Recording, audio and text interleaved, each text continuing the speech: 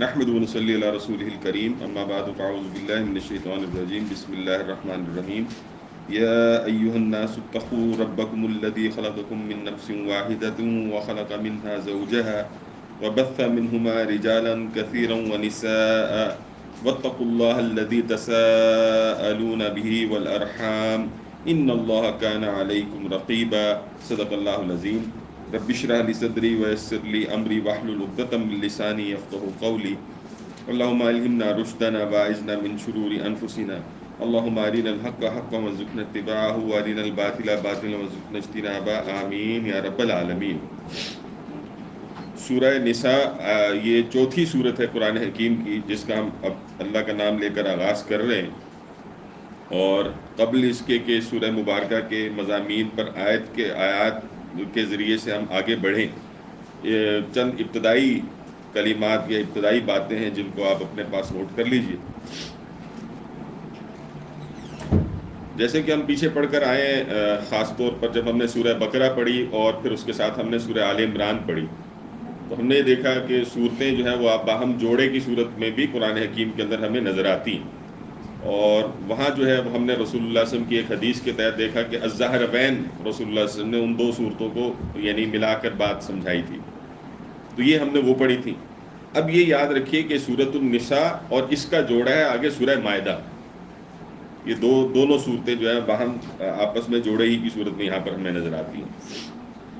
ایک فرق جو ہمیں پچھلے جوڑے سے اس جوڑے پہ نظر آتا ہے وہ یہ نظر آتا ہے کہ وہاں آغاز جو ہے وہ آپ دیکھیں کہ دونوں صورتوں کا الف لام میم سے ہو رہا ہے نا، حروف مقطعات سے آغاز ہے، سورہ بقرہ کا بھی اور سورہ آل عمران کا بھی، اور یعنی اس کے فوراً بعد جو ہے وہ قرآن حکیم اور کتب سماویہ کی جو ہے وہ آپ سمجھیں کہ اس کی تعظیم اور اس حوالے سے جو ہے وہ یعنی اس کی عظمت کا جو ہے وہ بیان آتا ہے، ٹھیک ہے نا۔ قرآن حکیم کے حوالے سے تو ہم دیکھتے ہیں سورہ بقرہ میں، اور اس طرف جو ہے سورہ آل عمران کے اندر کتب سماویہ کی جو یہ ظاہر عظمت جو ہے اس کا بیان وہاں نظر آتا ہے۔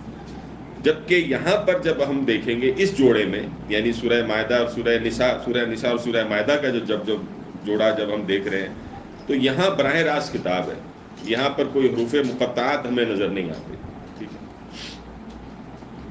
پھر اس میں بھی کہ یہاں خطاب براہ راست ہے، لیکن سورہ نساء اور سورہ مائدہ میں ایک فرق پایا جاتا ہے۔ یہاں جو آغاز ہو رہا ہے آپ دیکھیں کہ یہ جو پہلی آیت ابھی پڑھی بھی ہم نے، تو یہ آغاز کیسے، یا ایھا الناس، اے انسانوں، جبکہ ہم جب پڑھیں گے نا سورہ مائدہ تو وہ آغاز ہو رہا ہے یا ایھا الذین آمنوا، اہل ایمان کو مخاطب کر کے اللہ تعالیٰ وہاں پر اس کا آغاز کر رہے ہیں۔ تو پہلے تو یہ چند باتیں نوٹ کر لیجیے۔ دوسری چیز جو ہم نے پڑھی تھی سورہ مائدہ بقرہ کے اندر تفصیل سے پڑھی تھی کہ مضامین ہیں جو باہم گتھے ہوئے ہیں، اور گویا ہم نے اس کو جو دیکھا تھا کہ ایک لڑی کی مانند ہے جس میں کبھی انفاق کی بات آ رہی ہے، کبھی اس کے اندر جو ہے وہ آپ کہیں کہ شریعت کا جو ہے وہ احکامات آ رہے ہیں، کبھی جو ہے اس کے اندر قتال کا حکم آ رہا ہے، تو یہ مختلف جو ہے وہ احکامات جو ہے وہاں پر ہمیں جو ہے وہ نظر آتے ہیں۔ یہاں جب ہم سورہ نساء پر غور کرتے ہیں تو یہ جو ہے وہ یعنی تین لڑیوں کی مانند ہم اس کو دیکھ سکتے ہیں، جس کو ڈاکٹر صاحب نے بیان القرآن میں پھر تدبر کے طور پر رکھا ہے سامنے۔ نمبر ایک یہ ہے کہ اہل ایمان سے خطاب آپ کو اس سورہ مبارکہ کے اندر نظر آتا ہے، اور اہل ایمان سے خطاب میں یہاں پر بھی وہی چیزیں پرومیننٹ نظر آتی ہیں، یعنی قتال ہے، انفاق ہے، احکامات شریعہ ہیں، عبادات ہیں۔ تو یہ وہ چیزیں ہیں، چار چیزیں ہیں جو کہ آپ کو اس سورہ مبارکہ کے اندر بھی نظر آئیں گی سورہ نساء میں۔ پھر دوسری لڑی کہہ لیجئے وہ کس چیز کی ہے، وہ ہے اہل کتاب سے خطاب ہے، یعنی یہاں یہود و نصارہ سے خطاب ہے۔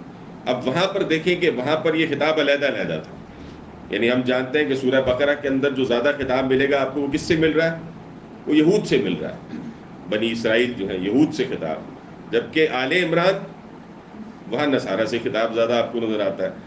جبکہ یہ وہ سورہ مبارکہ ہے جہاں یہ دونوں ہی سے خطاب آپ کو نظر آتا ہے، اہل کتاب سے مجموعی طور پر یہود و نصارہ سے خطاب اس کے اندر جو ہے وہ نظر آئے گا۔ دو باتیں ہو گئی۔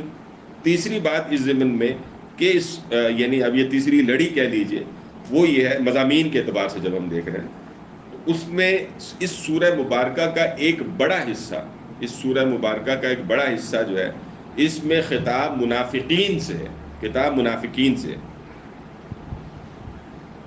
بلکہ ڈاکٹر صاحب یہ کہتے ہیں کہ اکثر لوگ یہ سمجھ نہیں پاتے، اور یعنی اگر اس بات کو نہیں سمجھیں گے تو پھر جو ہے وہ کنفیوژن رہتی ہے. وہ کس وجہ سے رہتی ہے؟ دیکھیں یہاں جب منافقین سے خطاب ہوگا تو کن الفاظ میں ہوگا؟ یا ایھا الذین آمنو. قرآن حکیم میں کوئی ایک بھی مقام ایسا نہیں ہے جہاں آپ کو خطاب یا ایھا الذین نافقو کے اعتبار سے آیا ہو. ایسا کوئی ایک بھی مقام نہیں ہے. ٹھیک ہے، لہٰذا اب یہ دیکھنا پڑے گا کہ یا ایھا الذین آمنو ان دیٹ کانٹیکسٹ جس جگہ پر وہ ہے، تو کیا وہاں اس سے مراد منافقین لیے جائیں گے یا اس سے مراد جو ہے مومنین صادقین لیے جائیں گے؟ یعنی یا ایھا الذین آمنو کے اندر تو بیک وقت یہ دونوں ہی چیزیں ہو سکتی ہیں نا. تو اب یہ دیکھنا پڑے گا کہ یہ کس کی بات ہو رہی ہے، ورنہ پھر جو ہے وہ بڑا عجیب و غریب کام ہو جائے گا، ورنہ پھر آپ دھوکہ کھائیں گے. یعنی ہوگا یہ کہ وہ خطاب ہوگا منافقین سے تو کہیں دوسری طرف آپ نے قیاس کر لیا تو بات غلط ہو جائے گی. تو یہ چیز ہے جو کہ سمجھنے کی. اور پھر ایسا کیوں ہے کہ یا ایھا الذین آمنو کہہ کر جو ہے یا ایھا الذین، یعنی پھر یہ کہنا، یعنی ایک سوال پیدا ہو سکتا ہے نا کہ اللہ کو اس بات کے کہنے میں کیا حرج تھا کہ وہ یا ایھا الذین نافقو کہتا. ٹھیک ہے، لیکن ہم یہ جانتے ہیں کہ اللہ تبارک و تعالیٰ نے دنیا میں منافق کی کیٹیگری کو یوں نہیں بنایا، قانونی طور پر نہیں بنایا. ٹھیک ہے، دنیا میں تو دیکھیں قانوناً یا مسلمان ہوگا یا کافر ہوگا، ایسے ہی ہے نا. منافق کا معاملہ جو ہے وہ دنیا میں مسلمانوں میں ہوگا، آخر میں کفار میں ہوگا. کیٹیگری جو ہے وہ آخرت میں بھی دو ہی ہیں. یعنی دنیا میں جو کیٹیگری ہے وہ کیا ہے؟ مسلم اور کافر. اور آخرت میں دو کیٹیگریز کون سی ہیں؟ کون سی ہیں جی؟ نہیں، آخرت میں دو کیٹیگریز ادھر بھی دو ہی ہیں. ادھر جیسے مسلم اور کافر ہے نا، تو ادھر دو کیٹیگریز کیا ہو سکتی ہیں؟ وہاں مسلم کی کیٹیگری جو ہے نا وہ ریپلیس ہو رہی ہے مومن کی کیٹیگری سے، کیونکہ مومن میں مسلم تو شامل ہی ہے نا. یعنی آپ یہ کہیں کہ ہر مومن جو ہے وہ مسلمان تو ہے ہی نا، لیکن ہر مسلمان مومن ہونا ضروری نہیں ہے اس کا. یہ ہم کافی تفصیل سے پڑھ کر آئے ہیں. ادھر وہ سورہ حجرات کے اندر بھی جیسے اللہ تعالیٰ فرماتے ہیں نا قالت الاعراب آمنا قل لم تؤمنوا ولکن قولوا اسلمنا ولما يدخل الایمان فی قلوبکم. تو وہاں ہم نے اس بات کو پڑھا تھا نا کہ ایمان اور ہے اور اسلام اور ہے. تو وہاں جو کیٹیگری اصل میں ریپلیس کر رہی ہے وہاں اب وہ حقیقت ہے نا، یعنی وہاں پر ساری چیزیں اپنی حقیقت پر کھڑی ہو جائیں گی. دنیا میں چیزیں اپنے قانون کے اعتبار سے دیکھی جائیں گی، حقیقت کے اعتبار سے نہیں دیکھ سکتے آپ. یہ بھی ایک پرابلم ہے نا، کیونکہ حقیقت میں دو چیزیں شامل ہیں. ایک انسان کی حقیقت صرف اس کا یہ مادی وجود نہیں ہے، بلکہ اس کے اندر ایک روحانی وجود بھی ہے، اس کی نیت بھی ہوتی ہے، اس کے اندر کے بھی معاملات ہیں.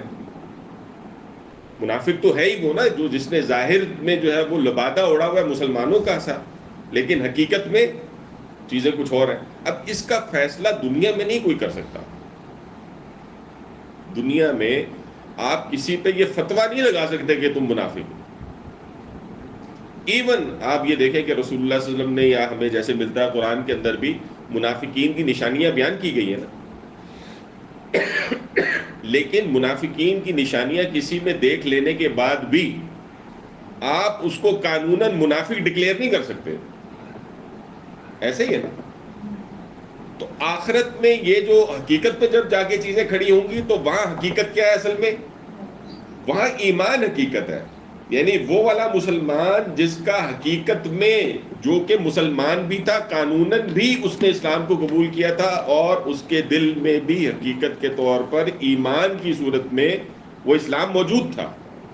تو یہ ہے مومن جو اپنی حقیقت میں، یعنی آپ دیکھیں کہ اتنی پیوریفائڈ جگہ ہے آخرت کہ جہاں چیزیں اپنی حقیقت پر آ کر کھڑی ہوئی جیسے کہ وہ ہے. ٹھیک ہے، دنیا میں فرق ہو سکتا ہے، آخرت ایسی ہے.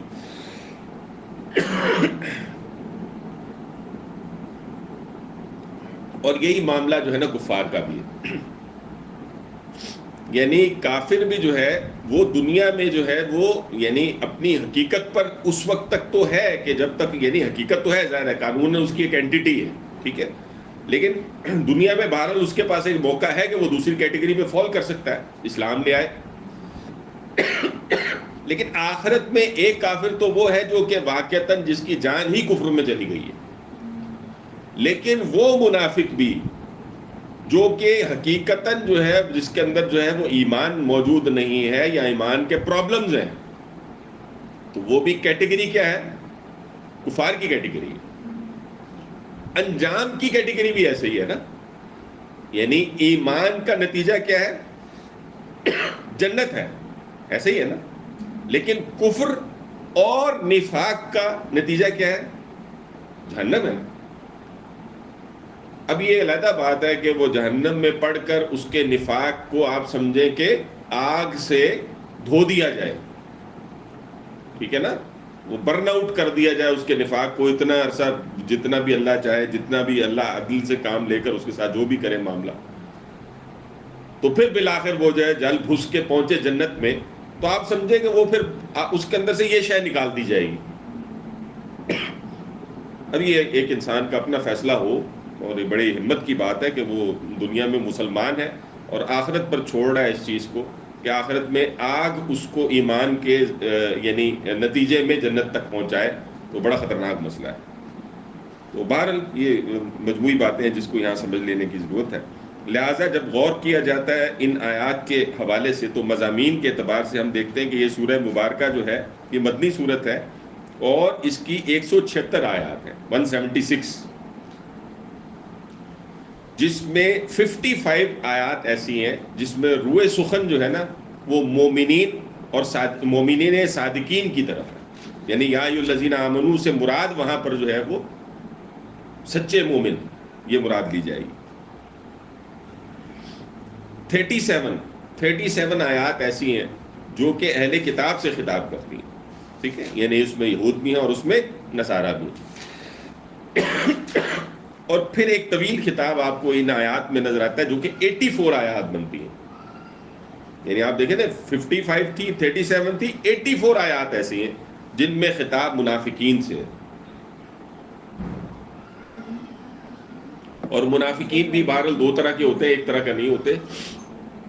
ایک منافقین وہ ہے جن کو ہم کہتے ہیں کہ شعوری طور پر ہی منافق ہیں، جیسے عبداللہ ابن ابی نے شعوری طور پر ہی منافق تھا، مطلب اس کو اچھی طرح پتا تھا کہ وہ ایمان، یعنی وہ ڈے فرسٹ کو بھی ایمان لے کے ہی نہیں آیا تھا، اس نے تو اسلام کا لبادہ اڑا تھا، بس سمجھے آپ، ظاہراً کلمہ پڑھ لیا تھا کہ مسلمانوں کی تلواروں کی زد سے وہ محفوظ ہو کر دنیا کو بچا سکے، لیکن حقیقتاً دل میں اس میں رائی کے دانے کے برابر بھی ایمان شعوری طور پر تھا ہی نہیں۔ ہم نے سیرت میں بہت تفصیل سے پڑھا تو وہ ساری چیزیں ہمارے سامنے آیا ہے۔ اچھا، اس کے برعکس کوئی دوسرا ایسا منافق بھی ہے کہ جس کا یعنی آپ سمجھیں کہ ایمان کمزور ہوا ہے اور مسائل ہیں کہ جس کے سبب سے یا وہ پہچان ہی نہیں پا رہا، اس کے اندر نفاق ہے، لیکن اب اس کو کمزور ایمان تو بہرحال ایک علیحدہ چیز ہوتی ہے، لیکن ایک یہ ہے کہ جو پہچان ہی نہیں پا رہا، اپنے نفاق کو نہیں پہچان پا رہا، غیر شعوری طور پر جو ہے وہ منافق ہے۔ تو بہرحال یہ تفصیلات انشاءاللہ وہاں پر جب ہم ان آیات تک پہنچیں گے تو پھر آگے پیچھے جو جہاں وہ آیات آئیں گی تو پھر جو ہے وہ، اچھا اس سے یہ مراد نہ لیجئے کہ یہ 55 آیات کوئی ایک ہی جگہ پر لکھی ملیں گی آپ کو، 37 آیات کوئی ایک ہی جگہ کا مضمون ہے اور 84 آیات کوئی ایک ہی جگہ کا مضمون ہے، یہ تو مجموعی طور پر بات ہو رہی ہے، ٹھیک ہے۔ پھر اگلی چیز جو ان صورتوں کے حوالے سے نوٹ کر لیجئے وہ یہ ہے کہ ظاہر ہے انسانی تمدن کا آغاز جو ہے وہ ظاہر ہے ایک مرد اور ایک عورت سے ہی ہوتا ہے، اور پہلا رشتہ جو ایک مرد اور عورت کا اللہ تبارک و تعالیٰ نے حلال اور جائز طریقے سے ہی جس کا آغاز کیا، جس پر ساری انسانیت کو کھڑا کیا، وہ کس سے کیا؟ آدم اور حوا، ٹھیک ہے۔ اور یہ شوہر بیوی کا رشتہ جو ہے یہ آپ سمجھیے کہ یہ وہ پہلا رشتہ تھا جس سے گھریلو زندگی کا جو ہے وہ گویا آغاز ہوتا۔ اس کے تفصیلی احکامات ہم نے سورہ بقرہ میں بھی پڑھے تھے، اور اب یہاں پر بھی کچھ احکامات جو ہے وہ آئیں گے۔ اس کے برعکس جب ہم جا کے دیکھیں گے نا سورہ مائدہ، تو سورہ مائدہ میں جو احکامات ہیں وہ ریاستی سطح کے، وہ یعنی آپ سمجھیں کہ تمدنی اعتبار سے جو آپ کا ہائیسٹ لیول بنتا ہے، ٹھیک ہے، وہ ہے کہ جس پر جو ہے وہ آپ کو حکومتی سطح کے، ریاستی سطح کے جو احکامات ہیں وہ آپ کو نظر آئیں گے سورہ مائدہ۔ پھر مزید جو اس میں مضامین آپ کو نظر آتے ہیں وہ یہ ہے کہ معاشرے کے اندر جو ہے وہ یعنی دبے ہوئے طبقات ہوتے ہیں تو ان کے بھی ظاہر حقوق تو ہوتے ہیں، غلام ہیں، لونڈیاں ہیں، ٹھیک ہے، یتیم ہیں. یہ وہ افراد ہیں کہ جو آپ سمجھے کہ معاشرے کے اندر جن کے حقوق کو جب تک پروٹیکٹ نہیں کیا جائے گا اور اس کا ڈسپلن نہیں بتایا جائے گا تو پھر جو ہوتا ہے ان کے ساتھ وہ سب کو پتہ ہے. ابھی تفصیلات آئیں گی انشاءاللہ جیسے جیسے ہم آیات پڑھیں. اور پھر انہی آیات میں ہم دیکھیں گے کہ یہ جو جنسی یعنی آپ سمجھے نظم ہے، سیکس ڈسپلن ہے، اس کے حوالے سے بھی اہم ہدایات جو ہیں وہ سورہ نساء کے اندر ہمارے سامنے آتی ہیں. جبکہ دوسری طرف جب ہم سورہ مائدہ پڑھیں گے تو وہاں پر ریاستی معاملات کے جو خد و خال ہیں، جو سٹرکچرز ہیں، وہ وہاں پر واضح ہوتے ہیں. یعنی عدالتی نظام کیا ہوگا، اس کی جو ہے وہ قواعد و ضوابط کیا ہوں گے، اس کی جو ہے وہ آپ کو جو ریفلیکشن ملے گی، جو چیزیں وہاں سمجھنے میں ملیں گی وہ ہے سورہ مائدہ میں. پھر چوری ہے، راہزنی ہے، یعنی اس قسم کے جو جرائم ہیں ان کی حدود اور تعزیرات کیا ہوں گی وہ سورہ مائدہ کے اندر جو ہے وہ تفصیلاً آئیں گی انشاءاللہ. اور پھر اب آخر میں دو اعتبارات سے مزید چیزوں کو دیکھ لینے کی ضرورت ہے. وہ یہ ہے کہ دیکھیں، ایک ہے شریعت اسلامی کا ابتدائی خاکہ، وہ تھا کہ جس کو ہم نے پڑھا تھا کس جگہ پہ، سورہ بقرہ میں تفصیل کے ساتھ پڑھا تھا. آپ کو یاد ہوگا کہ اس کے اندر کافی تفصیل کے ساتھ یہ احکامات آتے. مزید احکامات جو اب آپ کو شریعت اسلامیہ کے اعتبار سے ملیں گے وہ سورہ نساء میں ملیں گے، اور اس کی تکمیلی جو فارم ہوگی نا وہ ملے گی آپ کو سورہ مائدہ. یعنی ایک طرح سے شریعت کا بھی جو ہے بتدریج مضمون بڑھتے ہوئے سورہ مائدہ پر جا کر جو ہے وہ ایک طرح سے مکمل ہوگا. سورہ آل عمران کا ذکر یہاں پر نہیں ہوا، آپ نے نوٹ کیا ہوگا. وہ اس اعتبار سے منفرد ہے کہ اس میں آپ کو شریعت کے احکامات نظر نہیں آتے سوائے ایک کے، اور وہ کیا ہے، وہ سود ہے. سود کا جو ہے وہاں پر اسپیسیفکلی اس کو آئیڈینٹیفائی یعنی بیان کیا گیا شرعی حکم کے اعتبار سے. باقی سورہ آل عمران کے اندر آپ کو وہ چیزیں اس طرح نظر نہیں آتی. تو ایک تو تدریج کے ساتھ یہ مضمون آگے بڑھتا ہے اور اپنی تکمیل تک پہنچتا ہے، اور ایک دوسرا مضمون بھی جو ہے وہ ابتدا سے تکمیل تک پہنچتا ہے. وہ کون سا ہے؟ وہ ہے جو کہ اہل کتاب کا معاملہ ہے. یعنی ہم نے سورہ بقرہ کے اندر جو ہے وہ ایک ابتدائی طور پر سارا کچھ دیکھ لیا، کس کا؟ یہود کے حوالے سے. پھر ہم نے دیکھ لیا نصارہ کے حوالے سے سورہ آل عمران کے اندر. پھر اب ہم سورہ نساء میں دیکھیں گے یہود و نصارہ کے ساتھ مجموعی ایک بات ہوگی، اور اس کو جو ہے ایک فائنل جو شیپ ملے گی اور اس کی جو تکمیلی صورت بنے گی وہ بنے گی سورہ مائدہ کے اندر. تو یہ بھی جو ہے وہ چیزیں اس طرح سے جو ہے وہ آگے بڑھتی ہیں اور مکمل ہوتی ہیں. کلیئر ہے جی ساری چیزیں؟ کوئی پرابلم، کوئی کوشچن تو نہیں ہے یہاں تک؟ ٹھیک ہے. اب ہم انشاءاللہ ان آیات کو دیکھنا شروع کرتے ہیں. فرمایا بسم اللہ الرحمن الرحیم، یا ایھا الناس، اے انسانوں، اے لوگوں، اے بنی نوع انسان، تمام انسانوں سے گویا خطاب. اتقوا ربکم الذی خلقکم من نفس واحدہ، تقوی اختیار کرو اپنے رب کا، الذی خلقکم، جس نے تمہیں تخلیق کیا، جس نے تمہیں پیدا کیا، جس نے تمہیں بنایا. کس سے؟ من نفس واحدہ، ایک نفس واحد سے جس نے تمہیں تخلیق کیا. وخلق منها زوجها، پہلے ہم ذرا ترجمہ دیکھ رہے ہیں پھر انشاءاللہ آتے ہیں تفصیل کو. وخلق منها زوجها، اور پھر اسی نفس واحد سے گویا تخلیق کیا اس کا جوڑا.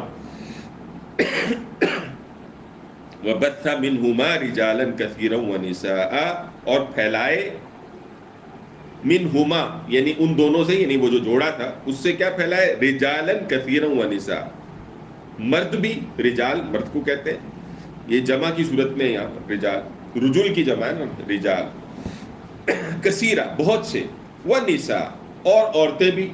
وہ کثیرہ اس کے ساتھ بھی ہے اصل میں، ٹھیک ہے، یعنی بہت سی عورتیں پھیلا، یعنی مرد اور عورتیں جو ہے پھر پھیلا دی. دنیا انسانیت یوں آگے بڑھی ہے. اب اس حقیقت کو بیان کرنے کے بعد اللہ تعالیٰ فرما رہے ہیں واتقوا اللہ، دیکھو اللہ کا تقوی اختیار کرو. یہ پیچھے بھی بات ہوئی، آپ دیکھیں دوسری دفعہ آ رہا ہے یا ایھا الناس اتقوا ربکم کے الفاظ، اور پھر دوبارہ اس بات کو ایمفیسائز کیا جا رہا ہے کہ اللہ سے ڈرو، اللہ کا تقوی اختیار کرو. الذی تساءلون بہ والارحام، کہ جس کے نام پر تم آپس میں جو ہے وہ سوال کرتے ہو. والارحام، اور رشتوں کا خیال کرو، رحمی رشتوں کی جو ہے وہ پرواہ کرو.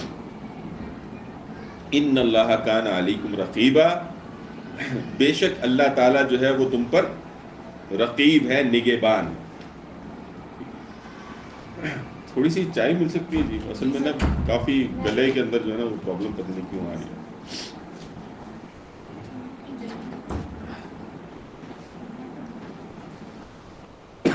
فرمایا کہ دیکھیں اب اس آیہ مبارکہ کا جو آغاز ہو رہا ہے نا، تو ڈاکٹر صاحب نے بیان القرآن کے اندر ایک بات تو یہ بتائی ہے کہ یہاں دیکھیں یہ نہیں کہا گیا کہ انسان کو جو ہے نا وہ آدم سے پیدا کیا گیا، اس کا ذکر تو نہیں ملتا نا۔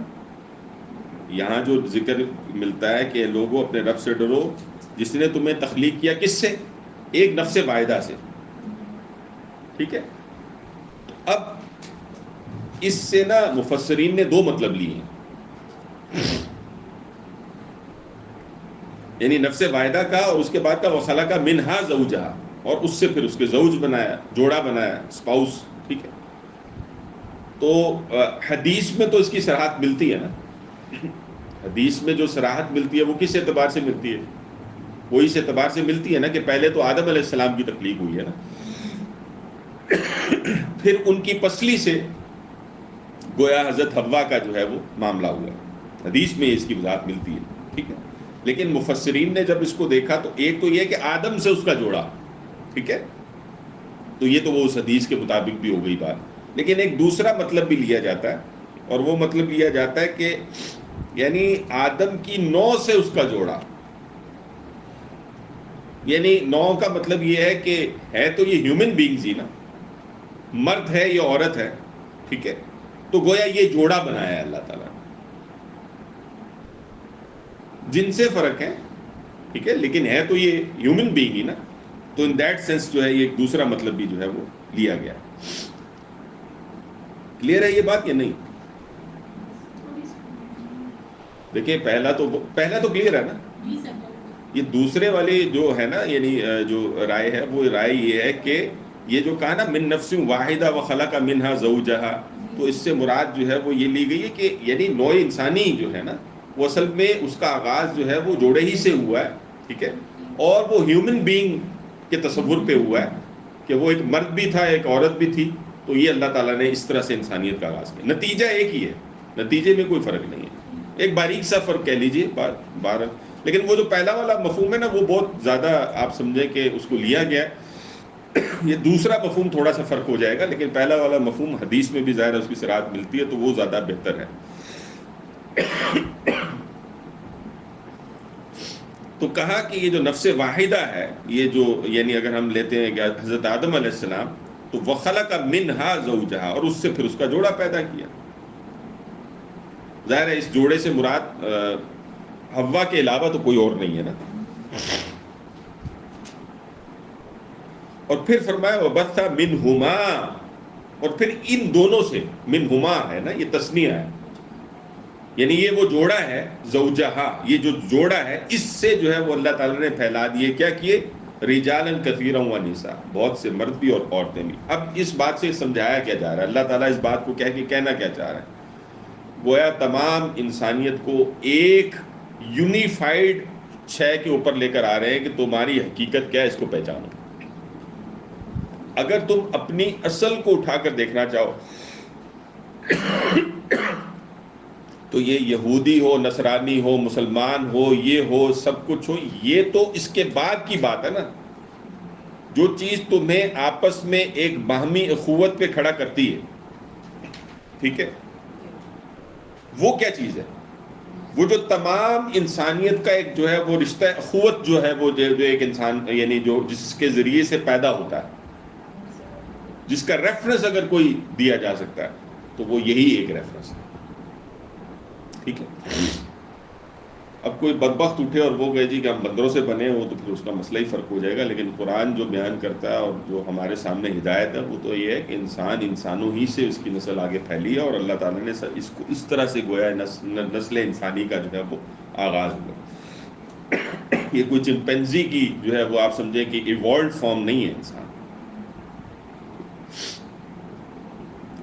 تو یہ پہلے بنیادی بات سمجھا دی گئی، یعنی اب یا ایھا الناس کی ایک طرح سے نا یہ شرع ہے جس کو یہاں پر بیان کیا ہے، اور اس شرع کو بیان کرتے ہوئے جو ایک حکم جو سب سے زیادہ پرومیننٹ لا کے یہاں پہ کھڑا کیا گیا ہے وہ کیا کیا گیا؟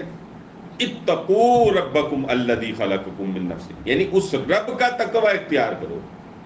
بھائی یہ سارا کچھ جو ہے خود سے خود نہیں ہوا، یا یہ کوئی ایوالڈ فارم نہیں تھی، یا کوئی ایسا نہیں تھا کہ کوئی مادی سائیکل تھا کہ انسان آ گیا خود ہی چلا جائے گا، خود ہی معاملات ہو جائیں گے، نہیں ایسا نہیں، بلکہ وہ اللہ تھا جس نے تمام انسانوں کو اس ایک جوڑے سے جو ہے وہ مردوں اور عورتوں کی صورت میں جو کہ کثیر تعداد میں دنیا کے اندر جو ہے وہ پھیلا دیا۔ اس کا تقوی اختیار کرو، اس اپنے رب کا تقوی اختیار کرو جس نے تمہارے لیے یہ سارا بندوبست کیا۔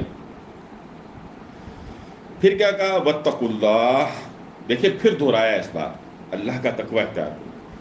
تقوی جو ہے وہ ہم کئی دفعہ اس کو دیکھ چکے، پیچھے بھی آ چکا قرآن حکیم میں، جو بہت سارے الفاظ میں یعنی جو آپ سے تکرار ملتی ہے اس میں تقوی بہت ہی نمایاں چیز ہے۔ بلکہ ابھی اگر ہم بات کر لیں تو یہ وہ ان آیات میں اس کا شمار ہوتا ہے جو کہ خاص طور پر رسول اللہ صلی اللہ علیہ وسلم کے خطبات میں، خطبہ جمعہ میں بھی یہ آیات پڑھی جاتی تھی، اور خطبہ نکاح کے اندر تو بہرحال یہ آیت تو بالکل فکس ہے، یہ والی آیت ہے، ٹھیک ہے۔ اس کے علاوہ بھی 2 آیات ہیں، ٹھیک ہے، سورہ آل عمران کی ایک آیت ہے، ایک یہ ہے، ایک اور بھی ہے۔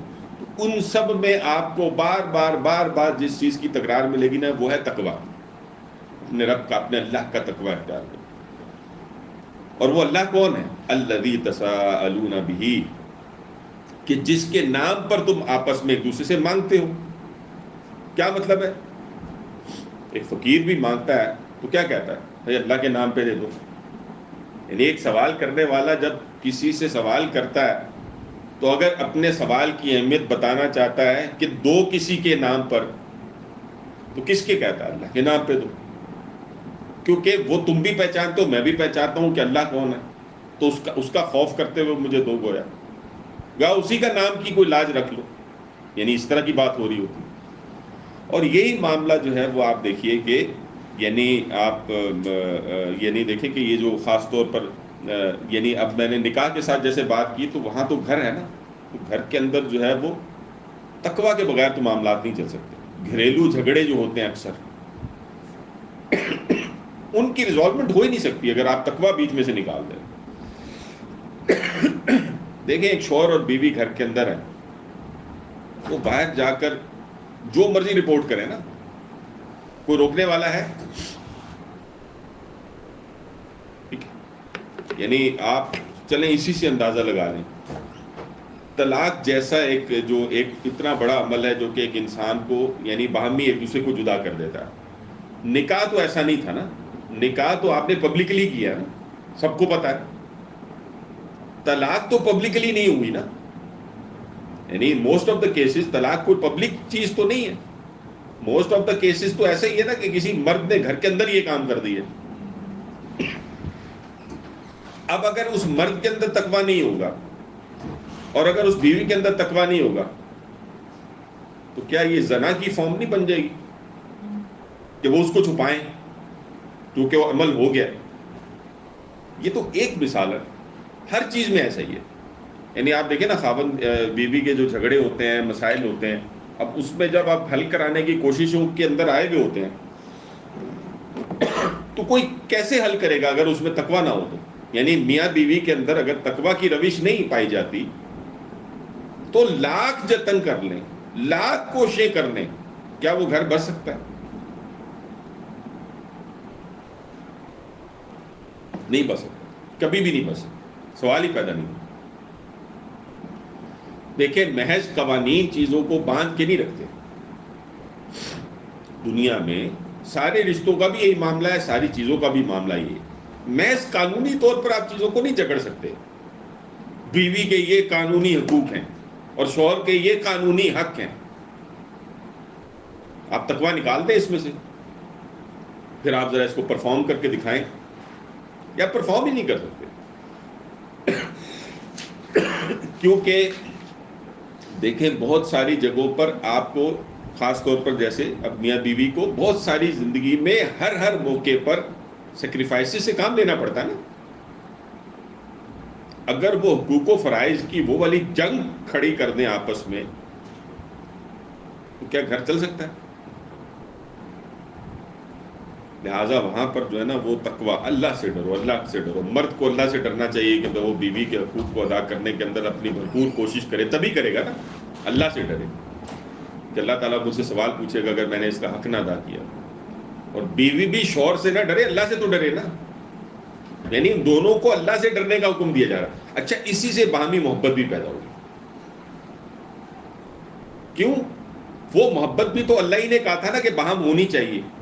یعنی ہر چیز کا ریفرنس جب تک کہ اللہ نہیں بنے گا نا وہ حقیقی محبت نہیں ہو سکتی. اس لیے یہاں پر جو ہے نا اس کو ایمفیسائز کیا جا رہا ہے کہ یعنی جس کے نام پر تم مانگتے ہو، بہی والارحام، اور جو رشتے ہیں یعنی ان کی پرواہ کرو. یہ جو رحمی رشتے ہیں جو اللہ تعالیٰ نے تمہارے لیے بیان بنائے، رحمی رشتے ظاہر ہے یہ اس کی ابتدا تو بہن بھائی سے ہوتی ہے، رحمی رشتے. اور یہ ددیال کی طرف آپ اوپر نکل جائیں، دادا دادی، یہ بنتے ہیں رحمی رشتے نیچے کی طرف، کیونکہ ظاہر خاندان کی پہچان تو اس طرح ہی ہوتی ہے نا. تو یہ رحمی رشتے ہیں کہ جن کو توڑنے کا سے جو ہے وہ مطلب سخت منع کیا ہے. یعنی رسول اللہ صلی اللہ علیہ وسلم کی حدیث ملتی ہیں اس حوالے سے، بہت سی بے شمار احادیث ہیں. کیا بتایا وہ پوائنٹ کیا بتا رہے ہیں دادا دادی اور اس کا کیا کچھ؟ دیکھیں رحمی رشتے جو ہیں بہن بھائی، اور اگر اوپر نکل جائیں تو دادا دادی، اسی سے سارا پھیلتا ہے نا معاملہ. اور اگر اس کو اس آیت کی روشنی میں مزید پھیلا کر دیکھ لیں تو وہ تو حضرت آدم تک جا کر سارا کچھ ہی مل جاتا ہے نا.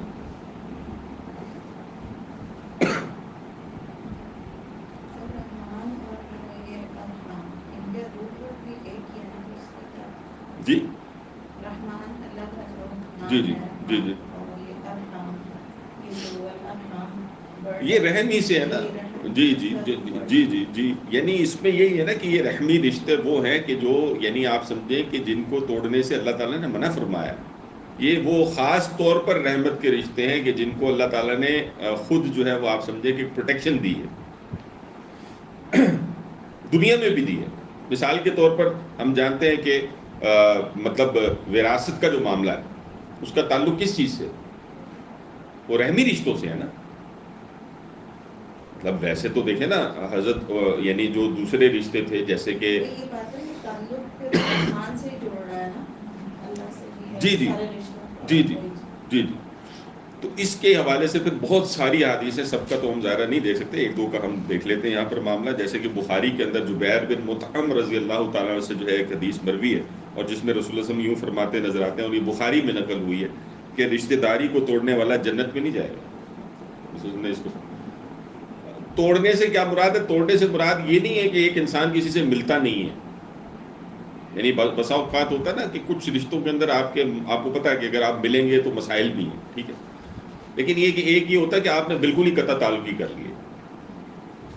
ایک ہے کہ آپ کچھ احتیاط برت رہے ہیں، یہ کچھ اور مسئلہ ہے، ٹھیک ہے. لیکن ایک جیسے ہمارے ہوتا ہے نا کہ ہم جی آئندہ تو میں تمہارا منہ ہی نہیں دیکھوں گا، یعنی یہ والی صورت نہیں ہونی چاہیے، ٹھیک ہے. یعنی کچھ نہ کچھ ہو. ٹھیک ہے کہ بعض رشتہ دار ہوتے ہیں وہ بہت ہی کچھ شریر بھی ہو سکتا ہے معاملہ، تو ٹھیک ہے آپ ان سے محتاط رہیں، ٹھیک ہے، لیکن اس کا مطلب یہ نہ ہو کہ آپ نے بالکل ہی منہ دوسری طرف کیا ہوگا، جو ہمارے ہاں اکثر و بیشتر ہو بھی جاتا ہے. یعنی اور دیکھیں یہ بھائیوں کے درمیان میں ہو جاتا ہے. یعنی جو یہ فرسٹ لیئر ہے، حالانکہ بہن بھائی تو فرسٹ لیئر ہے، اور اگر ان کے درمیان میں یہ ہو گیا تو بیڑا غرق ہے یہ. تو اس لیے جو ہے یہ منع فرمایا، رسول نے فرمایا کہ یہ تو جنت میں نہیں جا سکتے تم اگر یہ کام کرتے ہو. اسی طرح سے جو ہے ایک اور حدیث ہے جس میں رسول اللہ صلی اللہ علیہ وسلم جو ہے وہ فرماتے ہیں، ابو ایوب انصاری رضی اللہ تعالیٰ سے یہ مروی ہے، اور یہ بخاری ہی کے اندر آتی ہے کتاب الادب کے اندر، جس میں رسول اللہ صلی اللہ علیہ وسلم یہ فرماتے ہیں کہ جو شخص چاہے کہ اس کے رزق میں فراخی ہو اور اس کے نشان دیر تک جو ہے وہ رکھے جائیں. نشان سے مراد ہے کہ وہ دنیا میں اس کو دیر تک جو ہے وہ پہچانا جائے کہ یہ بھی کوئی تھا، تو وہ کیا کرے؟ اپنی رشتہ داری کو ملائے. ان چیزوں کا ظاہرہ دین نے حکم دیا ہے، اور ان چیزوں کی احتیاط اور ان چیزوں کے حوالے سے ایک انسان کو کوشش کرتے رہنا چاہیے، جتنا اس کے بس میں ہے اس کے حوالے سے کوشش کرنی چاہیے.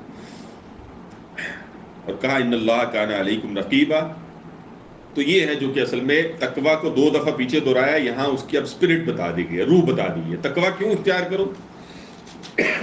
کہ یاد رکھو کہ اللہ تعالیٰ تمہارے اس سارے عمل پر جو تم اللہ کے یعنی تم اچھا کرو گے یا برا کرو گے, اللہ تعالیٰ اس پر نگران ہے. ٹھیک ہے, یعنی وہ گھر میں اگر میاں بیوی بھی ہیں تو اگر ان کو یہ پتا ہو کہ بھائی ان کے عمل کے اوپر نگران اللہ تعالیٰ ہے, وہ جو ایک دوسرے کے حقوق کو تلف کر رہے ہیں تو اللہ ہے اوپر, یا ادا کر رہے ہیں تو اللہ ہے اوپر. ادا کرنے میں دیکھیں, ادا کرنے کا اصل میں دیکھیں یہ بالکل ایک جیسا معاملہ نہیں ہوتا نا, آپ جانتے ہی ہیں نا دنیا کے اندر جب کام چل رہا ہوتا ہے, جب آپ حقوق ادا کرنے کی کوشش کر رہے ہوتے ہیں تب بھی قربانیوں کے ساتھ چل رہا ہوتا ہے معاملہ. وہ بالکل قانونی سطح پہ چیزوں کو جا کے نہیں دیکھا جاتا. بہت ساری جگہوں پر مرد اپنے حقوق چھوڑے گا نا, قربانی دے گا نا اس کی, اور بہت ساری جگہ ایسی ہوں گی جہاں پہ خاتون جو ہے قربانی دے گی. یہ وہ اسپرٹ تو تبھی پیدا ہوگی نا جب تقویٰ پیدا ہوگا ایک انسان کے اندر, اور یہ تب پیدا ہوگا جب ایک انسان یہ جان لے کہ اللہ اس پر نگران ہے. یہاں پر اگر جو ہے وہ ایک فریق دوسرے پر زیادتی کر رہا ہے تو اللہ ہے کہ جو پھر جو ہے وہ ایک وقت میں معاملہ جو ہے وہ دیکھ لے گا. لہٰذا اس کے بغیر تو ممکن ہی نہیں ہے کہ کوئی نظام چل سکے, کوئی معاملہ چل سکے. اصل میں یہی وہ طرز عمل ہے جس کو ہم سورہ بقرہ کے اندر بھی پڑھ کر آئے تھے. سورہ بقرہ آیت نمبر 231 میں اللہ تعالیٰ فرماتے ہیں نا وَلَا تَتَّخِذُوا آیَاتِ اللَّهِ هُزُوًا, یعنی اللہ کی آیات کو مذاق نہ بنا لو. یعنی ہوتا یہی ہے نا, وہ آپ نوٹ کریں نا, فریق ایک ہو دوسرا ہو, دونوں ہی اپنے آپ کو حق پر نہ پورا ثابت کر کے چھوڑتے ہیں. یہ ہے اللہ کی آیات کو مذاق بنانا. ایک ہے جو کہ اللہ کے دین, اللہ کی شریعت, اللہ کے احکامات کی اسپرٹ ہے. عجیب عجیب معاملات ہوتے ہیں. حدیث کے اندر کوئی خاتون ہے, وہ آپ کو بتا رہی ہے کہ جی جو ساس سسر ہے نا, حدیث کے اندر کیا ہے, وہ بمنزلہ ماں باپ کے ہیں. ایسا ہی ہے نا, کیا خیال ہے نا, موجود یہ حدیث کے اندر موجود ہے نا یہ بات کہ جو سسر ہوتا ہے وہ شوہر کے لیے کیا ہے, وہ باپ کی صورت میں ہے نا, اور جو ساس ہے وہ اس کی ماں کی صورت میں. ایسا ہی ہے نا. اب بیوی اگر یہ جھگڑا ڈال دے کہ حدیث میں جو میرے ساس و سسر ہے ان کے متعلق تو حکم نہیں آیا, تو بات تو ٹھیک کی اس نے یا غلط کی آپ کے خیال میں؟ بات تو ٹھیک ہے نا, حدیث میں تو نہیں آیا نا, لیکن یہ تقویٰ نہیں ہے.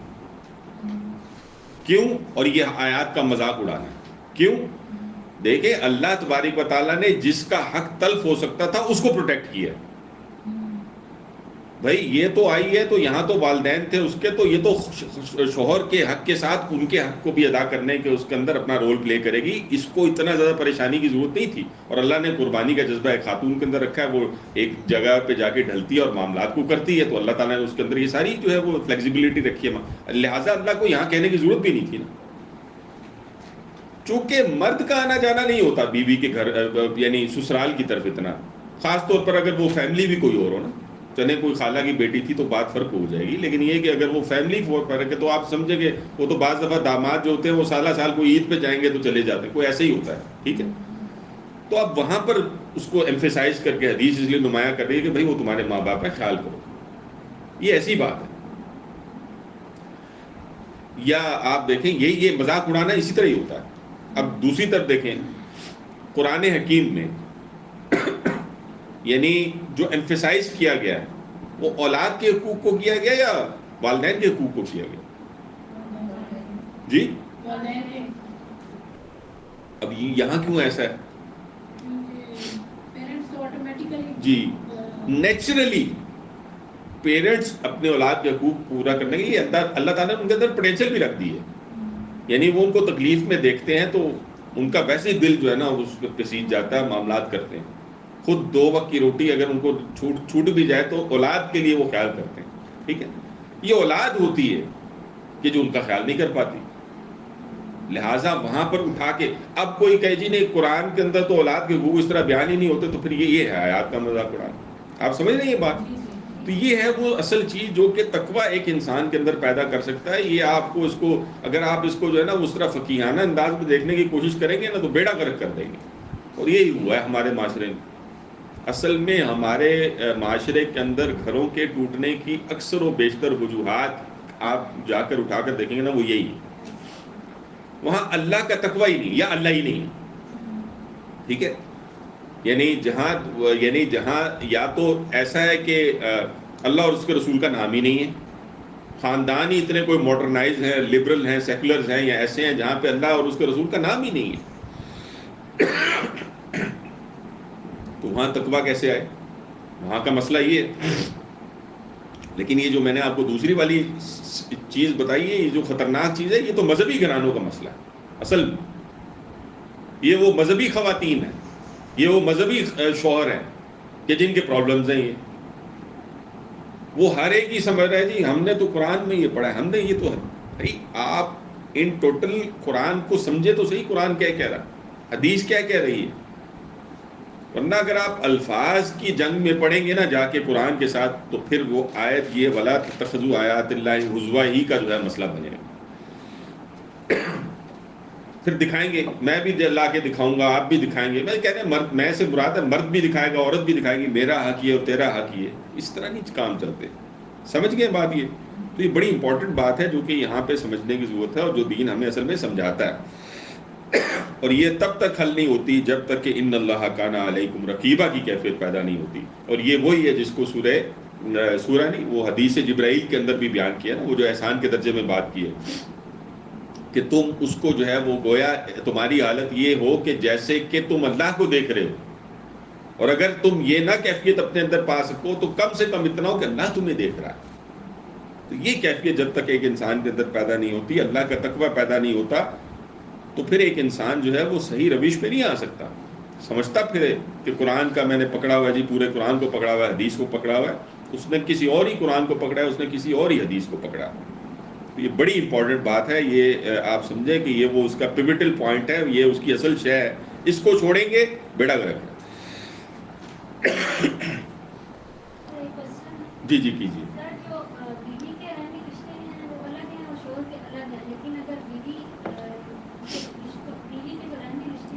جی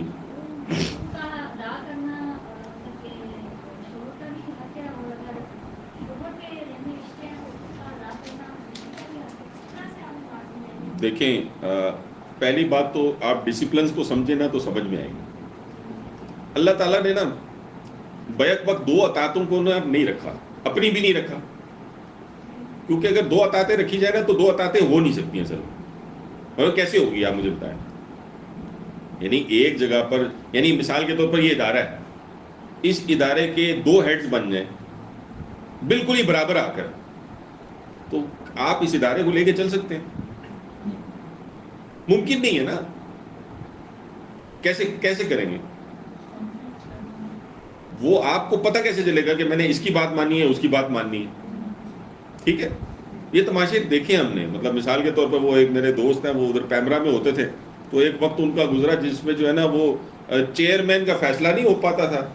تو وہ اچھا وہ تھے بھی پی اے تھے چیئرمین کے, تو وہ کہتے ہیں یار کوئی 1.5 سال انہوں نے گزارا, کہتے ہیں اس سے بڑا دنیا کا میں نے کوئی عذاب نہیں دیکھا کہ وہ بس صبح جاتا تھا تو چیئرمین دوسرا والا آ کے بیٹھا ہوتا تھا, پھر سارا پروٹوکول ان کے مطابق سیٹ ہو رہا ہے. اب وہ اس ایک دن وہ دوسرا والا چیئرمین نہیں آیا, ظاہر ہے وہ آپس میں تو نہیں آئیں گے. پھر 2 دن گزرے تو اب وہ کورٹ میں کیسز چل رہے ہیں اور ادھر ان کے ساتھ تماشا یہ لگا ہوا. اسی طرح کا معاملہ اللہ تعالیٰ نے خاتون کا بھی رکھا. دیکھیں خاتون جب تک اپنے نکاح سے پہلے تھی تو وہ کس کی اطاعت میں تھی؟ اپنے والد کی اطاعت میں تھی. یہ بھی ہم گڑبڑ کر دیتے ہیں کہ والدہ کی اطاعت والدہ کی نہیں ہوتی, یہ ذہن میں رکھیے. گھر کے نظام میں سربراہ اللہ تعالیٰ نے مرد کو بنایا, عورت کو نہیں بنایا. یہ بھی ہم الٹ کر دیتے ہیں نا, پھر بیڑا غرق ہوتا ہے اس سے. لیکن وہ ساتھ جوڑ لیں اتقوا اللہ, اس مرد کو بھی اللہ کا خوف رکھنا چاہیے, لیکن پھر بھی اطاعت ہوگی تو مردی کی ہوگی. ٹھیک ہے نا, اس بات کو سمجھیں. آپ نے اطاعت پھر بھی کرنی ہوگی تو پھر بھی مردی کی کرنی ہے. ادھر کیا ہے, وہ ظاہر ہے مرد کی وہاں پر اطاعت ہوگی تو کس صورت میں؟ باپ کی ہے نا. خدا نہ خواستہ باپ دنیا سے چلا جاتا ہے، اچھا چلیں مزید کمپلیکس نہیں کرتے، ادھر سے نکل آتے ہیں، یعنی اب اس کی شادی ہو جاتی ہے، شادی کے بعد اب کیا ہے، اب اس کو کیا اللہ نے کوئی کنفیوژن میں ڈال دیا ہے کہ شوہر کی اطاعت کرنی ہے یا باپ کی کرنی ہے، کس کی کرنی ہے؟ وہاں اللہ تعالیٰ نے کنفیوژن میں نہیں ڈالا، وہاں پہ اگر وہ یہ سوچتی ہے کہ والدین کے حقوق سلب ہو رہے ہیں تو یہ غلط سوچتی ہے، وہاں اطاعت شوہر کی ہے۔ ہاں شوہر کو اتق اللہ کے تحت والدین کے حوالے سے جو ہے وہ یہ آگاہ کیا گیا کہ بھئی لڑکی کے والدین کا خیال رکھو اور اس کے جذبات کا خیال رکھو، تو کہیں نہ کہیں معاملات دیکھو، لیکن آپ کو پتہ ہے کہ ظاہر ہے جب وہ شادی ہو کے آئی ہے تو اب اس کے اوپر ایک بہت بڑی ذمہ داری ہے، نئی نسل ہے، ایک ذمہ داری ہے، ایک گھر ہے، ایک خاندان ہے جس نے آگے بڑھنا ہے، تو اگر وہ اس پر فوکس نہیں کرے گی تو کوئی گھر چل سکتا ہے؟ اس کام کے لیے ظاہر سی بات ہے اس کے اوپر رکھی گئی ہے اطاعت کس کی؟ شوہر کی۔ لہٰذا وہاں پر اب جب کنفلکٹ آف انٹرسٹ آئے گا نا تو ایک عورت کو بالکل کلیئر ہونا چاہیے کہ اس نے بات کس کی ماننی ہے؟ شوہر کی ماننی ہے، الا یہ کہ وہ صریحاً شریعت کی خلاف ورزی نہ ہو۔ ٹھیک ہے، مثلاً آپ کا سسرال ادھر ہے تو آپ کہیں جی کہ یہاں میں نے تو جانا ہی جانا ہے، ٹھیک ہے، تو یہ نہیں ہوتا میں نے جانا ہی جانا ہے، وہاں شوہر کی اطاعت ضروری، کیونکہ یہ وہ بات تھی جو کہ شریعت نے یعنی جس کے اوپر کوئی اس طرح کی وہ کوئی حلال حرام کا مسئلہ نہیں ہے، یہ شوہر کو کہا ہے کہ ٹھیک ہے آپ اجازت دیں کسی وقت وہ جایا بھی کرے، یہ سارا کچھ ہوا کرے، لیکن یہ سینہ تان کے کھڑی ہو جائے نہیں میں نے تو بس یہ میرے والدین کا حق ہے جس کے تحت میں نے یہ کام کروں، یہ نہیں اجازت دیتا، یہاں اطاعت ہوگی شوہر۔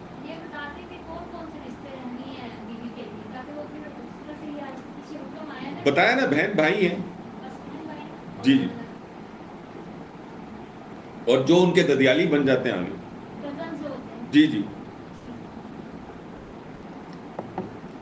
لیکن ان ساری چیزوں کو بہرحال اس کے تابع کی ہے، اس کو ذہن میں رکھیں، اگر وہ اس کے پیرالل آگے کام ہوگا تو پھر بیڑا غرق ہو جائے گا، ٹھیک ہے نا، تو اس چیز کو اپنی جگہ پر ذہن میں رکھتے ہوئے چیزوں کو سمجھیں۔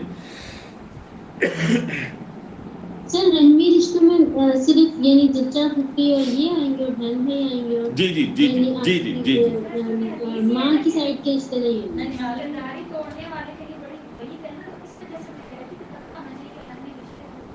جی جی یہی ہے جو ددیال کی سائڈ کے رشتے ہوتے ہیں نا، ددیال والے نہیں ہوں گے رحمی رشتوں میں؟ دیکھیں وہ رحمی رشتے نہیں ہوتے، وہ اس طرح کے رشتے ہوتے ہیں کہ جس کے تحت جو ہے وہ ظاہر ہے وہ رشتے ہیں، ان رشتوں کا انکار نہیں ہے۔ دیکھیں مطلب میں آپ سے سیدھا سے سوال کرتا ہوں، چلے وراثت ہی اس سے سمجھنا آسان ہے نا، وراثت کس طرح سے تقسیم ہوتی ہے؟ بس جس طرح سے تقسیم ہوتی ہے جن کو ملتی ہے وہ ہوتے ہیں اس کے رحمی رشتے،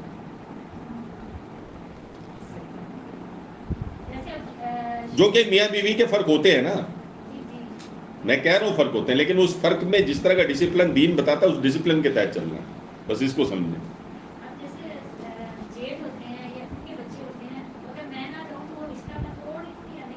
نہیں دیکھیں جانا نہ جانا جو ہے نا وہ رشتے توڑنے میں نہیں آتا، اس کو سمجھ لیجئے، مطلب ایک ہوتا ہے نا کہ بسا اوقات اب ایک جگہ فرض کریں اب مطلب ماشاءاللہ آپ پردہ کرتی ہیں، اب کوئی جگہ جہاں پہ بالکل ہی بے پردہ ہے وہاں پہ کوئی احساس ہی نہیں ہے کسی چیز کا، تو اب کیا کرے ایک انسان؟ بالکل ہی توڑ کے بیٹھ جائے؟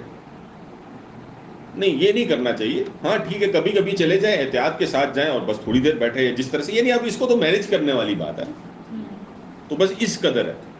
بعض لوگ پتہ یہ ہوتا ہے کہ مطلب بعض دفعہ رشتوں میں بھی آپ کو پتا ہے کہ کوئی شریر بھی ہوتے ہیں نا، تو آپ ان کے شر سے بچنے کے لیے کوئی فریکوینسی نہیں رکھی ہوتی آپ نے، لیکن یہ ہوتا ہے کہ توڑنا یہ ہوتا ہے کہ بالکل ہی توڑ بیٹھے نا، مطلب سال آپ نے ایک دوسرے کو دیکھا ہی نہیں ہے، آپ کو دوسرے کے حق ادا کرنے کا مسئلہ ہی نہیں ہے کوئی، تو یہ ایک چیز ہے جس کی ممانعت، کلیئر ہے نا؟ فرمایا وَآتُوا الْيَتَامَىٰ أَمْوَالَهُمْ، اور دو یتیموں، یعنی اب وہ جو معاشرے کے کمزور طبقات کا ذکر ہوا تو اس میں پہلا جو معاملہ آ رہا ہے وہ یتیموں کے لیے آ رہا ہے، جو کہ بہت ہی اہم، ظاہر ہے ہم جانتے ہیں کہ کسی بھی معاشرے کے اندر ایک یتیم کا جو مسئلہ ہے وہ اس کا ذکر ہو رہا ہے کہ یتیموں کو دو ان کے مال، وَلَا تَتَبَدَّلُوا الْخَبِيثَ بِالطَّيِّبِ، اور مت بدلو خبیث کو, ناپاک کو, بالطیب, پاک سے. تو وضاحت ابھی کر لیتے ہیں. وَلَا تَأْكُلُوا أَمْوَالَهُمْ إِلَىٰ أَمْوَالِكُمْ, اور نہ کھاؤ ان کے مال اپنے مالوں کے ساتھ گویا ملا کر. ٹھیک ہے. إِنَّهُ كَانَ حُوبًا كَبِيرًا, بے شک یہ بہت بڑا گناہ ہے. اچھا, آغاز ہو رہا ہے ایک ایسے طبقے کے ساتھ جو کہ معاشرے کے اندر ظاہر کمزور طبقہ, جن کے حقوق کو پروٹیکٹ نہیں کیا جائے گا تو وہ پروٹیکٹ رہتے نہیں ہیں. پرابلم یہ ہے. اور اس میں یتیم. یتیم کون ہے؟ جس کا باپ فوت ہو گیا ہے. لیکن کب تک ہے یتیم؟ جی, یہ بلوغت سے قبل ہے, اس کے بعد نہیں ہے. یہ ہمارے ہاں جو ہے وہ مہاجر بھی پتہ نہیں ہمیشہ رہتے ہیں اور یتیم بھی ہمیشہ رہتے ہیں. یتیم ہمیشہ نہیں ہوتا بھائی, بلوغت تک ہے, اس کو ذہن میں رکھیے. اس کے بعد اس کا یتیمی کا سٹیٹس نہیں ہے, کیونکہ یہاں پر بھی اموال ان کو جب دے دیے گئے ہیں تو ان کو انڈیپینڈنٹ کر کے نکال بھی دیے گئے اس کیفیت سے. وہ یتیم نہیں ہے. ٹھیک ہے. یتیم تبھی تک ہے جب تک کہ وہ انڈیپینڈنٹ ہے. انڈیپینڈنسی کا تعلق جو ہے اس کی بلوغت کے ساتھ اس کو جوڑا گیا. ٹھیک ہے. تو یہاں پر پہلی بات تو یہ کی گئی. اصل میں ہو کیا رہا تھا, یہ اس معاشرے کو جب ہم اٹھا کر دیکھتے ہیں نا, تو اس معاشرے کے اندر یہ پرابلم تھا کہ وہاں جو ہے وہ یتیموں کے حقوق جو ہے وہ غصب ہوا کرتے تھے. ٹھیک ہے. اور بلکہ اگلی آیت میں ہم چل کر دیکھیں گے کہ خاص طور پر جو یتیم لڑکیاں تھیں نا, ان کا تو بہت ہی پرابلم تھا.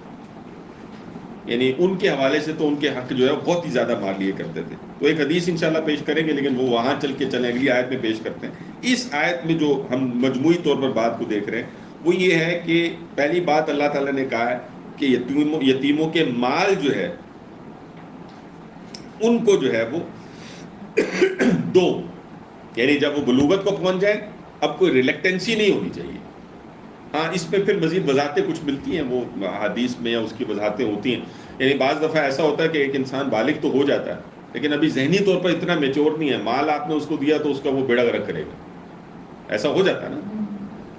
تو پھر آپ جو ہے وہ, یعنی ایک انسان صدق نیت سے اور اچھے دل سے ایک کسی بچے کو, یتیم کو اپنے پاس رکھا ہوا ہے اور اب اس کی وہ کفالت کر رہا ہے, لیکن اب اس کی بلوغت کی عمر تو آ گئی ہے. ٹھیک ہے.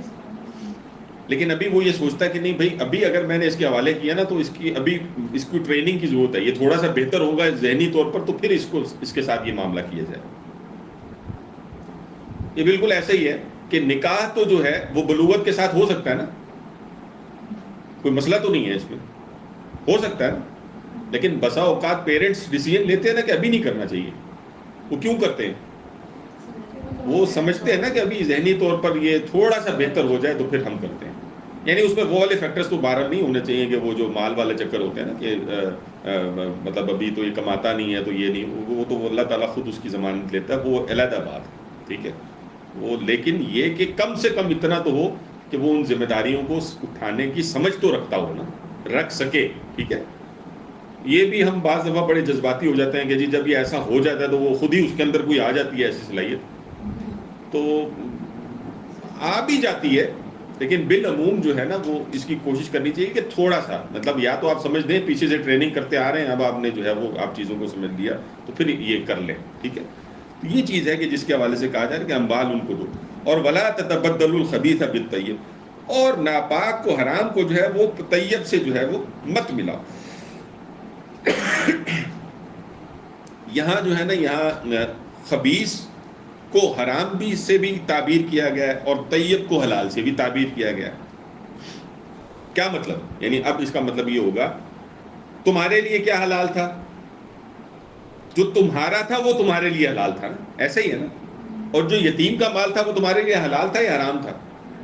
وہ حرام تھا نا. تو اپنے حلال کو حرام سے, اس حلال حرام کو آپس میں مکس اپ مت کرو, وہ تمہارے اوپر حرام ہے اس کا استعمال کرنا.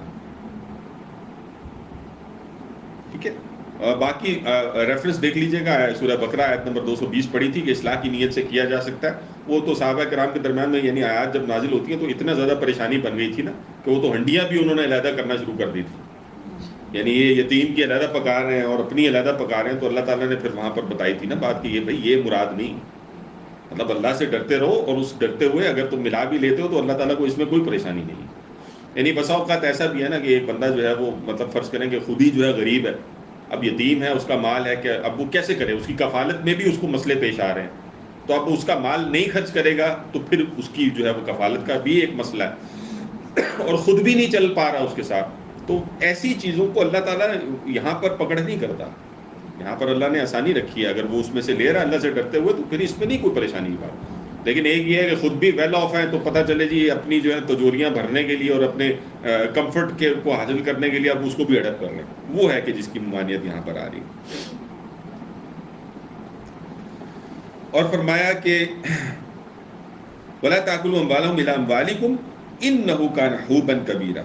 تو یہ بات کر دی نے وَلَا تَأْكُلُوا أَمْوَالَهُمْ إِلَىٰ أَمْوَالِكُمْ، اور ان کے مال نہ کھاؤ اپنے مالوں کے ساتھ ملا کر، ٹھیک ہے، یعنی ہڑپ کر جاؤ ان کے مال، غصب کر لو ان کے حقوق، وہ جو اللہ نے ان کا رکھا تھا اس کو تم نے اپنے ساتھ ملا کر، اور جب وہ پتہ چلے یتیمی کی عمر سے نکلے ہیں تو تم نے ہاتھ جھاڑ کے صاف کر دیے گئے بھائی یہ تو آپ پہ لگ گیا سارا، ٹھیک ہے. تو یہ کام نہیں ہونا چاہیے. اصل میں اس معاشرے کے اندر یہ چیزیں بہت ساری چل رہی تھی نا، یتیم کے حقوق مانے نہیں جاتے تھے. یعنی زمانہ جاہلیت کے اندر ہمیں یہ چیزیں نظر آتی ہیں کہ وہاں یہ یتیم کے حقوق نہیں تھے اس طرح سے، لہٰذا پھر ان کا کوئی پرسان حال نہیں ہوتا تھا. مردوں کا تو چلے پھر کچھ ہو جاتا تھا، بڑے ہو گئے تو وہ کچھ کما لیں گے، کچھ اور کر لیں گے، اور خاتون کدھر جائے. ایک یتیم بچی کا سوچے نا وہ کیا کرے بیچاری، اس کا اگر کوئی کھا گیا پہلے تو وہ کس سے فریاد کرے. لہٰذا اگلی آیت میں پھر اب اس کی وضاحت آئی، اِنَّهُ كَانَ حُوبًا كَبِيرًا، بے شک یہ بہت بڑا گناہ ہے. یعنی اگر تم جو ہے ناحق ان کے مال کھاتے ہو تو بہت بڑا گناہ ہے. یعنی ایک تو وہ تھا نا کہ جس کے اندر قابلیت تھی اور جس کے حق پہلے ہی اپنی جگہ پر موجود تھے اس کا تم نے کھایا تو وہ بھی تو گناہ ہی تھا، ایسا ہی ہے نا. لیکن ایک یہ تھا جو بیچارہ پہلے ہی کمزور تھا، جو پہلے ہی اپنے لیے کچھ نہیں کر سکتا، اب تم اس کا حق کھا جاؤ، پھر یہ تو پھر بہت ہی بڑا گناہ ہے جو اللہ تعالیٰ فرماتے ہیں. وَإِنْ خِفْتُمْ، اور اگر تم ڈرو، اللہ تقسطوا فی الیتامی، کہ تم انصاف نہیں کر سکو گے یتیموں میں، فَانْكِحُوا، تو نکاح کر لو، مَا طَابَ لَكُم مِّن نِسَاءٍ، کہ جو عورتیں تمہیں جو ہے وہ بھلی محسوس ہوتی ہیں، جو تمہیں پسند ہو پھر تم ان سے نکاح کر دو. اچھا یہ اگلی بات ہو رہی ہے. پہلی بات تو یہ کہ یہ جو کہا نا وَإِنْ خِفْتُمْ أَلَّا تُقْسِطُوا فِي الْيَتَامَىٰ، اس کو ذرا سمجھیں. یہاں پر کہا جا رہا ہے کہ اگر تم جو ہے وہ تم ان سے انصاف نہیں کر سکو گے تو تمہیں کیا کرنا چاہیے، نکاح کر لو. لیکن اب اس کی وضاحت ملتی ہے، وضاحت یہ ملتی ہے کہ اصل میں جو یتیم لڑکیاں ہیں نا، اب ان کا ایک پرابلم ہے. ظاہر ہے گھر کے اندر پلی بڑی ہیں، اور پلنے بڑھنے میں نا اب ایک شخص نے نا ان کے ساتھ، جب کہ ان کی یتیمی کی عمر ختم ہوئی، اس بنا پر ان کے ساتھ نکاح کر لیا کہ وہ سارا مال تو میرے حصے میں آ جائے گا نا جب میں نکاح کروں گا. ایک مسئلہ یہ ہو گیا، گویا اس کا حق جو ہے نا وہ اس طرح سے غائب ہو گیا. پھر وہ گھر ہی میں چونکہ پلی بڑی ہیں اور معاملات ہوئے ہیں، لہٰذا وہاں انسان اس سے غافل ہو جائے کہ اب اس کا کوئی مہر بھی ہے، کوئی اس کے جو ہے حقوق بھی ہیں، وہ تو اسی طرح ہی لے کے چل رہا ہے. اس کی ممانعت جو ہے وہ یہاں پر جو ہے وہ اس کو کہا جا رہا ہے کہ یہ کام نہیں کرنا. سمجھ رہے ہیں بات؟ لہذا پھر بہتر کیا تھا جس کا اسلام نے تجویز کیا، کہ ان کے نکاح کسی دوسرے سے کرو، خود نہ کرو. خود کرو گے تو عدل کے اندر پرابلم آنے کے امکانات پورے ہیں. وہ تم فار گرانٹیڈ لے لو گے نا چیزوں کو، تو بہتر ہے کہ کسی دوسرے سے نکاح کرو، تاکہ یہ کہ پھر اس یتیم بچی کے حق کے لیے تم بھی کھڑے ہو سکو نا. تو یہ اسلام میں پسندیدہ جو چیز ہے نا وہ بہرحال یہی ہے. اس حوالے سے ایک حدیث بھی نوٹ کیجئے جو بخاری میں کتاب التفسیر کے اندر آتی ہے، جو کہ اس کے شان نزول کے اعتبار سے ہی آتی ہے، اس آیت کے اعتبار سے، اس کے حوالے سے. اور وہ ہے کہ عروہ بن زبیر رضی اللہ تعالیٰ سے مروی حدیث ہے. وہ یہ کہتے ہیں کہ یعنی ایک سوال کے جواب میں ام المومنین حضرت عائشہ رضی اللہ تعالی عنہا نے یہ فرمایا کہ بعض یتیم لڑکیاں لوگوں کے پرورش میں ہوتی، یعنی پال پوس کر ان کو بڑا کر رہے ہیں، وہ یتیم ان کی پرورش میں ہوتی. اور وہ ان لڑکیوں سے ان کے مال اور ان کے جمال یعنی ان کی خوبصورتی کی وجہ سے نکاح کر لیتے. یعنی اب یہ امر واقعہ ہے جس کے اوپر یہ حدیث ہمارے سامنے. لیکن انہیں اپنے گھر کی لڑکیاں سمجھ کر, یعنی یہ تو اپنی گھر کی لڑکیاں سمجھ کر, پرائے گھروں کی لڑکیوں کی طرح نہ تو مہر دیتے اور نہ ان کے حقوق ویسے ادا کرتے. ٹھیک ہے, یعنی جیسے کہ اللہ نے کہا ہے کہ بھئی یہ تو اپنی ہے بھئی اس چکر میں, تو اللہ نے اس آیت میں اس سے منع فرما دیا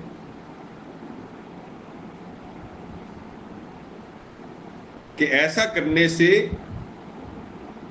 تم جو ہے یتیم لڑکیوں کے ان کے مہر اور نفقات میں انصاف نہیں کر سکتے.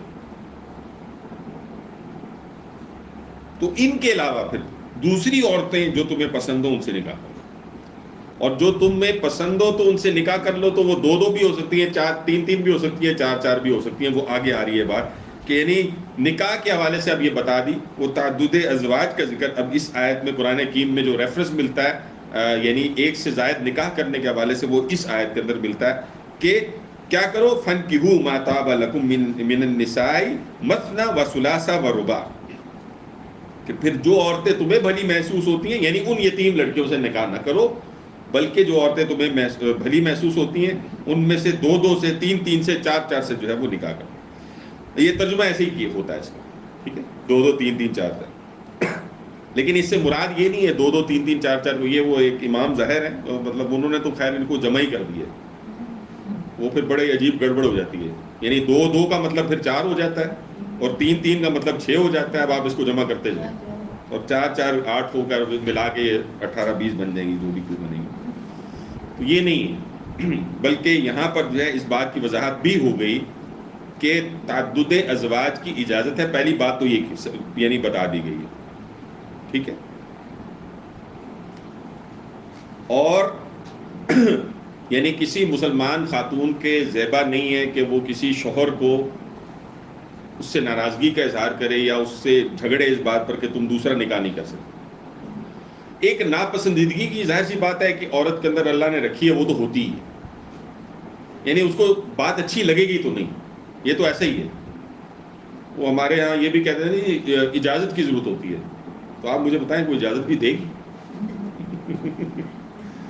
ٹھیک ہے, تو اجازت کی قطعاً کوئی ضرورت نہیں ہوتی. ہاں لیکن اب اس کی شرط اللہ تعالیٰ نے جو بتائی ہے نا وہ بڑی سخت بتا دی ہے آگے. وہ کیا ہے, فَإِنْ خِفْتُمْ أَلَّا تَعْدِلُوا, اگر تمہیں اس بات کا خوف ہو کہ تم عدل نہیں کر سکو گے, فَوَاحِدَةً, تو جو ایک ہی ہے یعنی اسی پر اکتفا کرو, پھر نہ کرو. ٹھیک ہے, یعنی اب یہ دو بیلنس کیا اللہ تعالیٰ نے, بھائی تم کر سکتے ہو, 2 بھی کر سکتے ہو, 3 بھی کر سکتے ہو, 4 بھی کر سکتے ہو. خاتون کو بھی پتہ ہونا چاہیے کہ مجھ سے پوچھے بغیر یہ کر سکتا ہے, تو 2 بھی کر سکتا ہے, 3 بھی کر سکتا ہے, 4 بھی کر سکتا ہے. ٹھیک ہے, لیکن اس مرد کو یہ بتا دیا گیا کہ اگر عدل نہیں کر سکتے, اور عدل سے کیا مراد ہے؟ عدل سے مراد ہے کہ انسان ان ظاہری چیزوں پر جس کو آپ میئر کر سکتے ہیں اس کے اندر عدل کرنے کی کوشش کرے.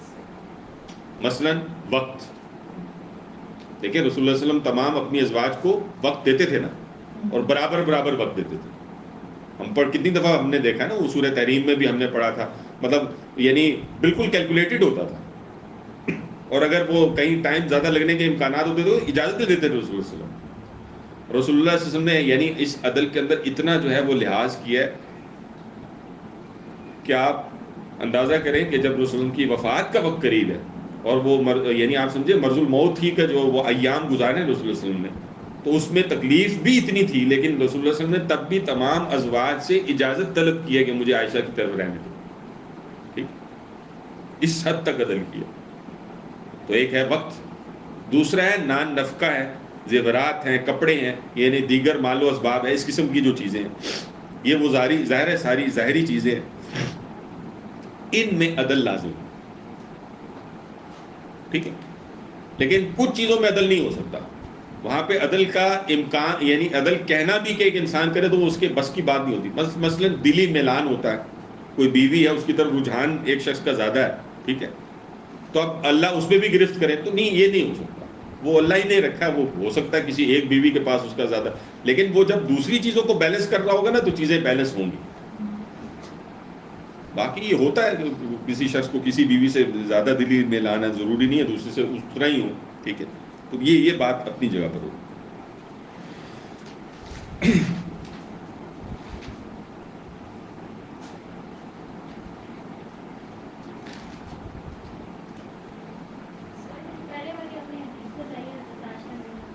جی جی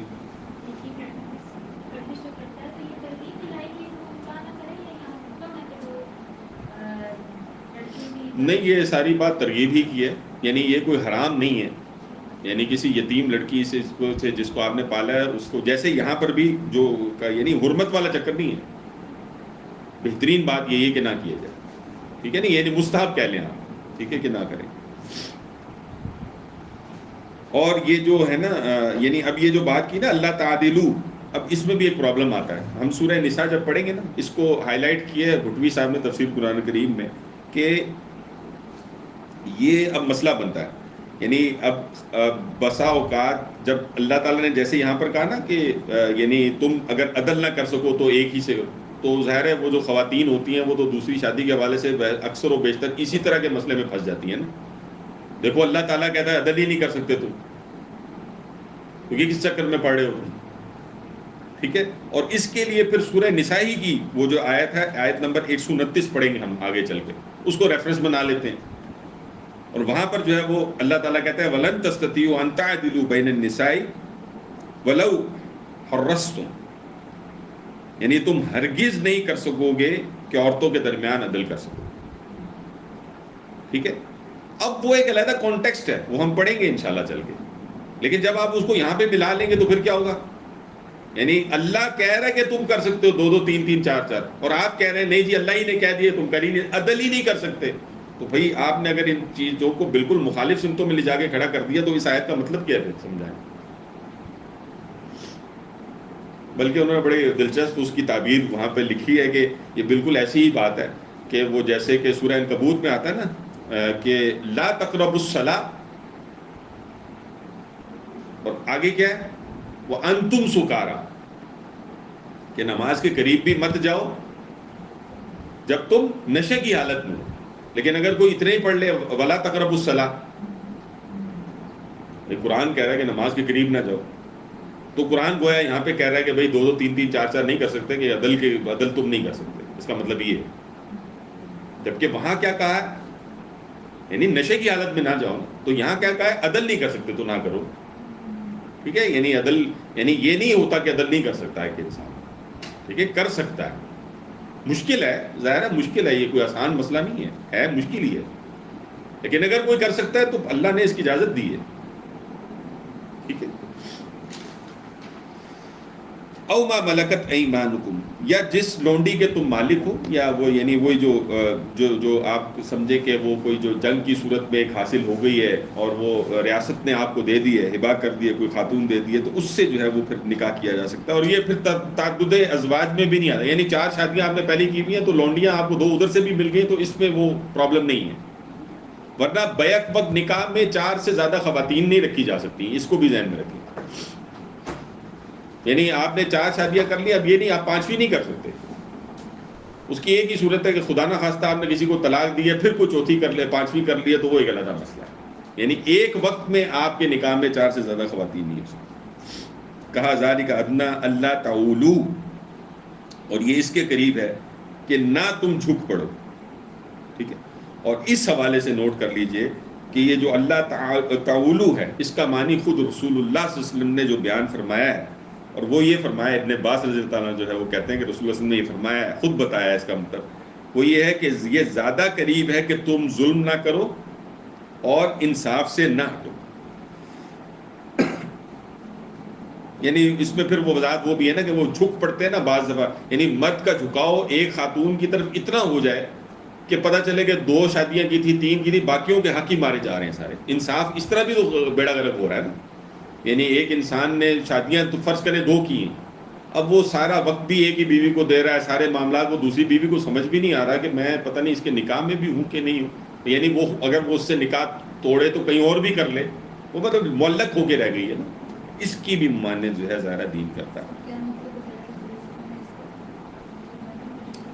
یعنی کہ یہ زیادہ قریب ہے کہ تم ظلم نہ کرو. ظلم یہی ہے نا کہ تم ان چیزوں کے اندر آپس میں جو معاملات یہ چیزیں تھیں جس طرح ابھی عدل کے حوالے سے بات کی گئی، یہ اس کو ایکویٹ نہ کرے انسان، یا پھر یہ کہ وہ جیسے میں نے ابھی بات کی کہ ایک انسان کا ملان ایک طرف اتنا زیادہ ہو گیا کہ دوسرے کے حق غصب کر رہا ہے.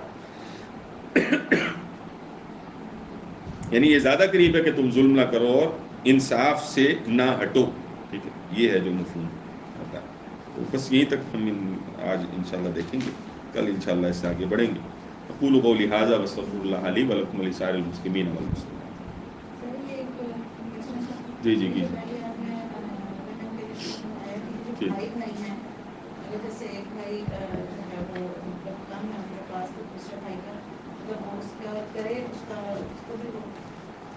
جی مطلب اس کو دینا چاہیے، لازمی ہے یہ فرض ہے یا وہ دے بھی سکتا ہے اس کو، اس کی کفالت کر سکتا ہے؟ یا میں سوال نہیں سمجھا.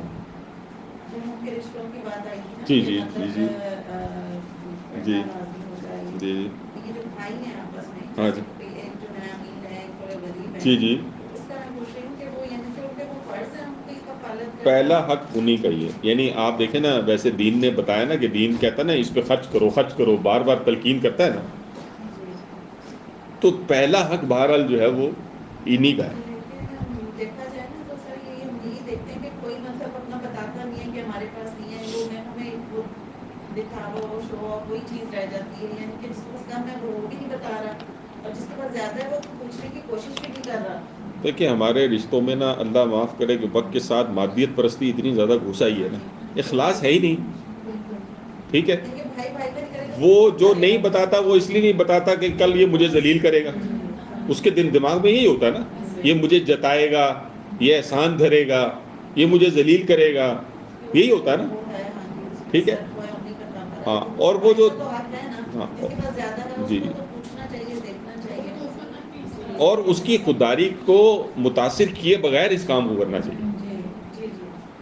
ٹھیک ہے، یعنی حتی الامکان پوری کوشش کرنی چاہیے کہ اگلے کی خودداری کو بالکل ٹھیس نہ پہنچے، مطلب بہترین طریقے سے اس کام کو کیا جائے. تو ظاہر ہے دیکھیں when there is a will there is a way. جب آپ ان خطوط پر ایک انسان سوچتا ہے نا تو اللہ تعالیٰ اس کو سجھا دیتا ہے کہ یہ کام کیسے کرنا ہے. ورنہ بسا اوقات ایک انسان سوچتا ہے نا کیسے کروں.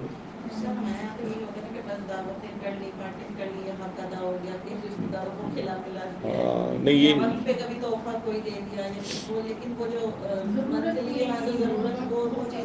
وہی ہے نا، ہم اللہ معاف کرے کہ علم غلم پہ اتنی چیزیں پیسے خرچ کر دیں گے نا، شادیاں کریں گے لاکھوں روپے لگا دیں گے، اور ادھر اپنا بھائی ہے 2 وقت کی روٹی اس کو میسر نہیں ہے. ٹھیک ہے، تو وہ پھر اب آپ سوچیں نا کہ دل میں کیا خیالات پیدا ہوتے ہیں اس طرح سے، ایک دوسرے کے ساتھ کیا کوئی جذباتی تعلق پیدا ہو سکتا ہے.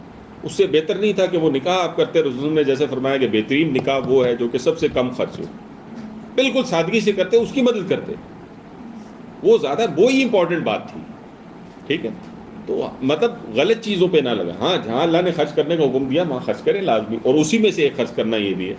یعنی ایون آپ دیکھیں نا بہت ساری چیزوں میں جو اللہ تعالیٰ نے رشتہ داروں کو پہلے فوقیت دی ہے. ہم پہلے باہر گھس جاتے ہیں جا کے. اس کا مطلب یہ بھی نہیں ہے کہ سارا ادھر ہی لگا دیں، باہر والوں کا بھی پھر یعنی اگر یہ اس میں بھی ڈس بیلنس ہو جائے گا تو پھر وہ بھی گڑبڑ ہو جائے گی نا، باقی طبقات متاثر ہو جائیں گے. تو بہرحال اس میں بیلنس کرتے ہوئے کوشش کی جائے. اور اس میں میرے خیال میں تو زیادہ بڑی اچھی ایفرٹ یہ ہوتی ہے کہ آپ اپنے یعنی قریبی لوگوں میں کوشش اس طرح سے، یا کسی سے کوشش کرنے میں نا زیادہ اچھی کوشش یہ ہوتی ہے کہ کسی کو پاؤں پہ کھڑا کرنے کی کوشش کریں. ٹھیک ہے، تاکہ یہ کہ وہ خود ایک آگے معاملہ بڑھ سکے. ہاں، وہ بعض اوقات ہم دوسرے کی ایسی مدد کرتے ہیں کہ وہ پتہ ہے کہ وہ محتاجی سے کبھی نہیں نکل سکتا اس طرح کی کیفیت، اور ہم بھی ہمیشہ اسی چکر میں لگے رہتے ہیں. تو وہ نہیں ہونا چاہیے. آپ کو تھوڑا بہتر کر کے کوشش کرنی چاہیے. کوئی آلٹرنیٹو وے کوئی سوچ دیا، کوئی آئیڈیا تھا، کوئی بزنس کا آئیڈیا تھا، کوئی اور شے تھی، اور 10 چیزیں ہوتی ہیں. آپ دیکھتے ہیں بھائی آپ کا ایک بھائی تھا، وہ جو ہے وہ بیچارہ جو ہے وہ 3 مہینے سے اس کی کوئی جاب نہیں ہے. آپ اپنی پوری ایفرٹ کر رہے ہیں کہ بھائی اس کو کہیں اچھی جگہ چلو، کہیں اس کا معاملہ ہو جائے. تو یہ ساری چیزیں اس میں شامل ہوتی ہیں. ٹھیک ہے جی.